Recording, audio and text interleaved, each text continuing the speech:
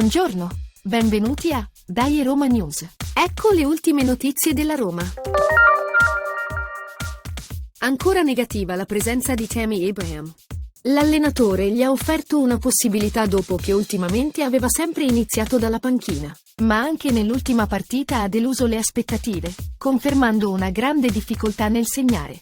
Tante prestazioni negative e diverse panchine che non hanno però stimolato il centravanti a ritrovare se stesso.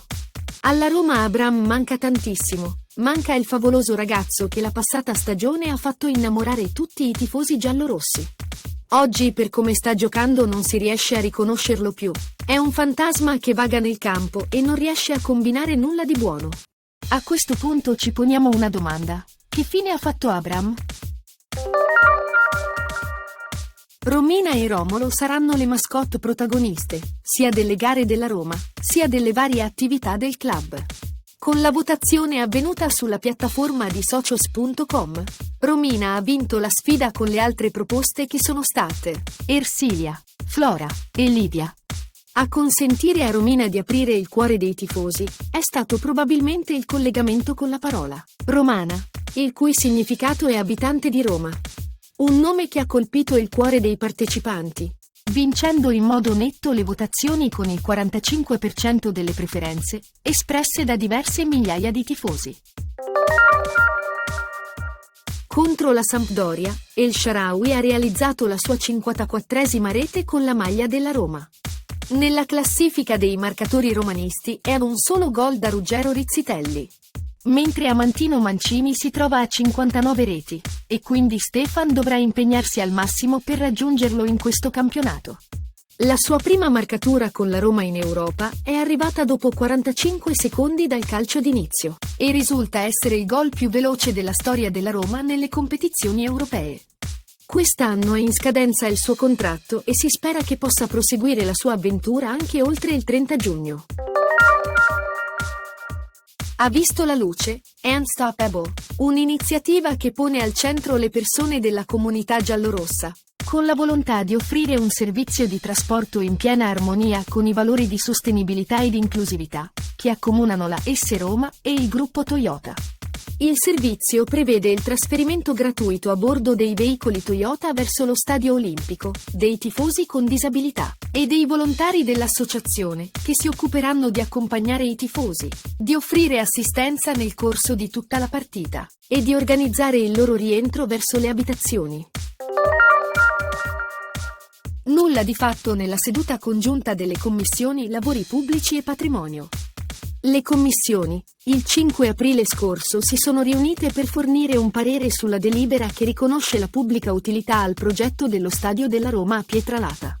I temi all'ordine del giorno sono stati gli espropri, e soprattutto i parcheggi e la mobilità. Tutto rinviato a una nuova seduta, da convocare dopo un sopralluogo nell'area.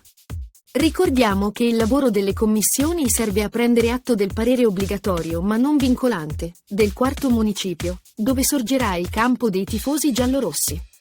La certezza è che le beghe interne alla politica non aiutano mai ad accelerare i lavori, ma sempre a ritardarli, come se ogni attore politico volesse sempre per sé un attimo di celebrità. La Roma ha ripreso gli allenamenti per preparare la sfida di Europa League contro il Feyenoord, in programma giovedì alle 18:45. La gara sarà giocata in trasferta, dove l'equilibrio e la compattezza saranno fondamentali per gestire la qualificazione sui 180 minuti.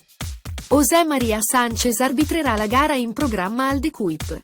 I guardalinee saranno i connazionali Raúl Caballero e Íñigo Prieto. L'arbitro spagnolo ha 2 precedenti con la squadra giallorossa, con il Bodo Glimt e con il Ghent. La prima terminata con un 4-0 a nostro favore, e la seconda finita 1-1. Adesso siamo arrivati al momento di Parla Pasquino. Mourinho sì, Mourinho no, Mourinho forse.